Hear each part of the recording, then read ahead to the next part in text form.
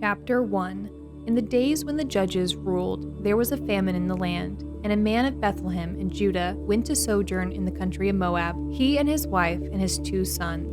The name of the man was Elimelech, and the name of his wife Naomi, and the names of his 2 sons were Mahlon and Chilion. They were Ephrathites from Bethlehem in Judah. They went into the country of Moab and remained there, but Elimelech, the husband of Naomi, died, and she was left with her 2 sons. These took Moabite wives. The name of the one was Orpah, and the name of the other was Ruth. They lived there about 10 years, and both Mahlon and Chilion died, so that the woman was left without her 2 sons and her husband. Then she arose with her daughters-in-law to return from the country of Moab, for she had heard in the fields of Moab that the Lord had visited his people and given them food. So she set out from the place where she was with her 2 daughters-in-law, and they went on the way to return to the land of Judah. But Naomi said to her 2 daughters-in-law, "Go, return each of you to her mother's house. May the Lord deal kindly with you as you have dealt with the dead and with me. The Lord grant that you may find rest, each of you in the house of her husband." Then she kissed them, and they lifted up their voices and wept. And they said to her, "No, we will return with you to your people." But Naomi said, "Turn back, my daughters. Why will you go with me? Have I yet sons in my womb that they may become your husbands? Turn back, my daughters. Go your way, for I am too old to have a husband. If I should say I have hope, even if I should have a husband this night and should bear sons, would you therefore wait till they were grown? Would you therefore remain from marrying? No, my daughters, for it is exceedingly bitter to me for your sake that the hand of the Lord has gone out against me." Then they lifted up their voices and wept again. And Orpah kissed her mother-in-law, but Ruth clung to her. And she said, "See, your sister-in-law has gone back to her people and to her gods. Return after your sister-in-law." But Ruth said, "Do not urge me to leave you or to return from following you. For where you go, I will go, and where you lodge, I will lodge. Your people shall be my people, and your God, my God. Where you die, I will die, and there will I be buried. May the Lord do so to me, and more also, if anything but death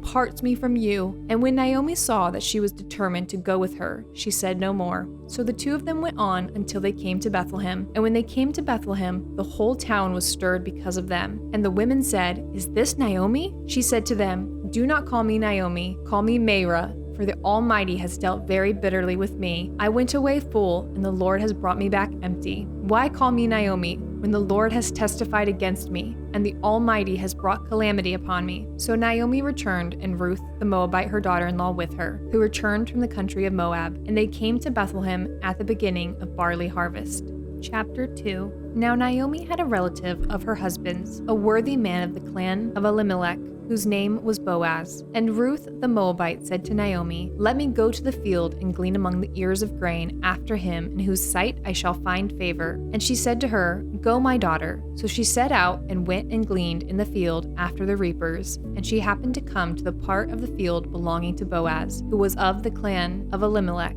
And behold, Boaz came from Bethlehem, and he said to the reapers, "The Lord be with you." And they answered, "The Lord bless you." Then Boaz said to his young man who was in charge of the reapers, "Whose young woman is this?" And the servant who was in charge of the reapers answered, "She is the young Moabite woman who came back with Naomi from the country of Moab. She said, 'Please let me glean and gather among the sheaves after the reapers.' So she came, and she has continued from early morning until now, except for a short rest." Then Boaz said to Ruth, "Now listen, my daughter, do not go to glean in another field or leave this one, but keep close to my young women. Let your eyes be on the field that they are reaping, and go after them. Have I not charged the young men not to touch you? And when you are thirsty, go to the vessels and drink what the young men have drawn." Then she fell on her face, bowing to the ground, and said to him, "Why have I found favor in your eyes, that you should take notice of me, since I am a foreigner?" But Boaz answered her, "All that you have done for your mother-in-law since the death of your husband has been fully told to me, and how you left your father and mother and your native land and came to a people that you did not know before. The Lord repay you for what you have done, and a full reward be given you by the Lord, the God of Israel, under whose wings you have come to take refuge." Then she said, "I have found favor in your eyes, my Lord, for you have comforted me and spoken kindly to your servant, though I am not one of your servants." And at mealtime Boaz said to her, "Come here and eat some bread, and dip your morsel in the wine." So she sat beside the reapers, and he passed to her roasted grain, and she ate until she was satisfied, and she had some left over.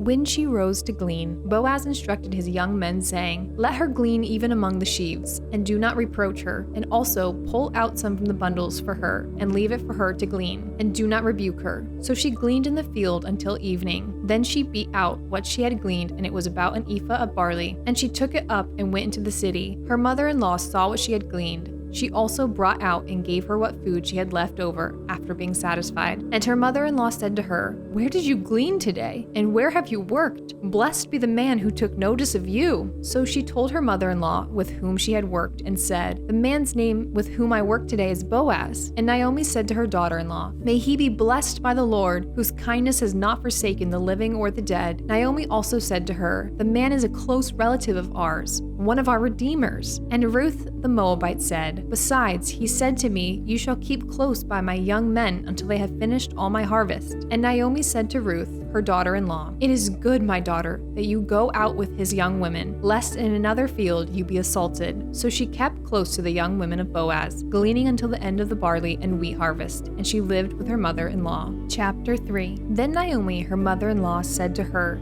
"My daughter, should I not seek rest for you, that it may be well with you? Is not Boaz our relative, with whose young women you were? See, he is winnowing barley tonight at the threshing floor. Wash therefore and anoint yourself, and put on your cloak and go down to the threshing floor. But do not make yourself known to the man until he has finished eating and drinking. But when he lies down, observe the place where he lies. Then go and uncover his feet and lie down, and he will tell you what to do." And she replied, "All that you say, I will do." So she went down to the threshing floor and did just as her mother-in-law had commanded her. And when Boaz had eaten and drunk, and his heart was merry, he went to lie down at the end of the heap of grain. Then she came softly and uncovered his feet and lay down. At midnight the man was startled and turned over, and behold, a woman lay at his feet. He said, "Who are you?" And she answered, "I am Ruth, your servant. Spread your wings over your servant, for you are a redeemer." And he said, "May you be blessed by the Lord, my daughter. You have made this last kindness greater than the first, in that you have not gone after young men, whether poor or rich. And now, my daughter, do not fear. I will do for you all that you ask.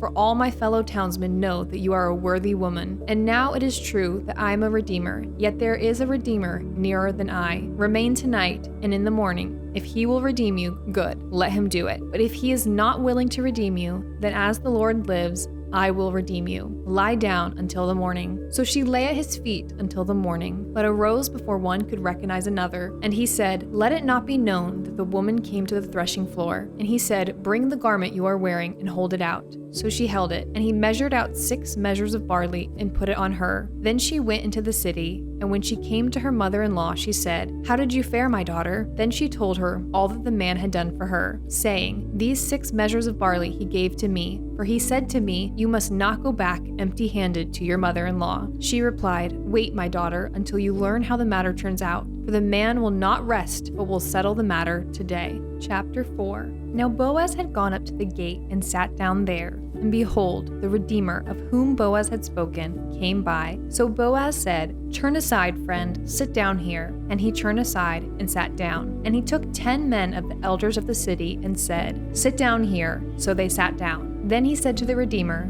"Naomi, who has come back from the country of Moab, is selling the parcel of land that belonged to our relative, Elimelech. So I thought I would tell you of it and say, buy it in the presence of those sitting here and in the presence of the elders of my people. If you will redeem it, redeem it. But if you will not, tell me, that I may know, for there is no one besides you to redeem it, and I come after you." And he said, "I will redeem it." Then Boaz said, "The day you buy the field from the hand of Naomi, you also acquire Ruth the Moabite, the widow of the dead, in order to perpetuate the name of the dead in his inheritance." Then the Redeemer said, "I cannot redeem it for myself, lest I impair my own inheritance. Take my right of redemption yourself, for I cannot redeem it." Now this was the custom in former times in Israel concerning redeeming and exchanging. To confirm a transaction, the one drew off his sandal and gave it to the other, and this was the manner of attesting in Israel. So when the Redeemer said to Boaz, Buy it for yourself." He drew off his sandal. Then Boaz said to the elders and all the people, "You are witnesses this day that I have bought from the hand of Naomi all that belonged to Elimelech,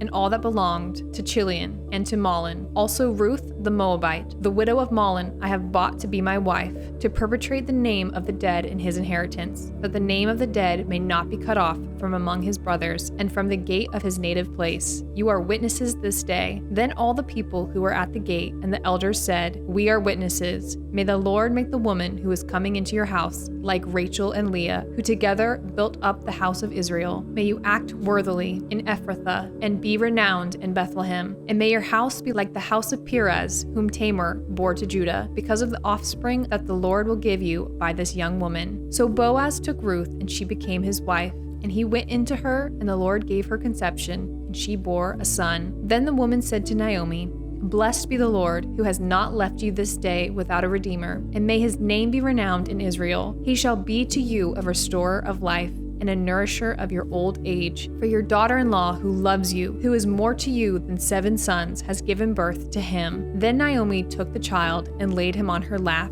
and became his nurse. And the women of the neighborhood gave him a name, saying, "A son has been born to Naomi." They named him Obed. He was the father of Jesse, the father of David. Now these are the generations of Perez. Perez fathered Hezron. Hezron fathered Ram. Ram fathered Amminadab. Amminadab fathered Nahshon. Nahshon fathered Salmon. Salmon fathered Boaz. Boaz fathered Obed. Obed fathered Jesse. And Jesse fathered David.